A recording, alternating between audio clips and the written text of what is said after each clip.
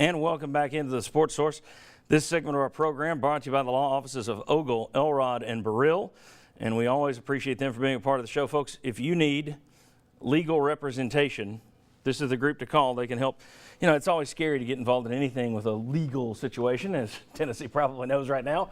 But the law offices of Ogle, Elrod, Burrill can hold your hand and make you feel a little bit more calm. Give them a shout. All right, today on Overtime, you can send us your Twitter questions, or you can listen to us talk a little bit more about basketball and maybe a little bit more about some of the accusations we didn't get to talk about today. Maybe a little bit more in depth with some more time to chat. That's coming up. Follow me on Twitter at sportsource.tv. I'll tell you when Overtime is posted this afternoon at sportsource.tv. Okay, we presented a lot of information today. We've explained the case. We've pointed out that it's not, you don't have to prove all of it. You only need about preponderance, about 51% preponderance of evidence, and you lose this thing if the attorneys for the plaintiffs get everybody to think, well, it's more likely than not. So it's not a criminal type of situation here in terms of the burden of proof. All that said, anybody here change their thinking at all today by what you've seen or learned? No. No, I did not. And to me, the PR battles that you can lose, even if you win 2-3 years down the line, the PR battles you could lose in the meantime could be very costly. And the phrase 2 or 3 years down the line really bothers me. Well, that's what I was heard yesterday. I'd say this, the people at UT are prepared for I'm told under 2 years would be a very big surprise. I mean, fight it and win in 5 months, go for it.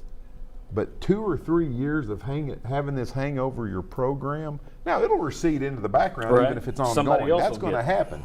But still, does every good thing that happens in the University of Tennessee Athletic Department, do you want this to be a part of it? Very quickly, Chuck, you were the one that said fight it. You've marked a lot of X's. These are concerns over there. Has your thinking changed at all in the way that the evidence plays into this, or what?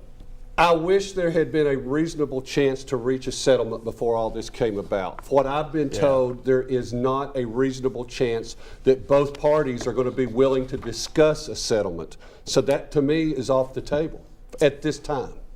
We'll see. I think if you wanted to settle, you could probably get people back at the table. But yeah, I agree with it. If they had an opportunity to settle this ahead of time, and usually in these kind of cases you would get that, you get the blackmail call, you know. And boy, in hindsight, I think you take it, because 3 years worth of this is going to take some time. We'll see you next Sunday, but I wanted to say our condolences to the family of David Douglas, a great, great Vol and a great, great man. See you next week.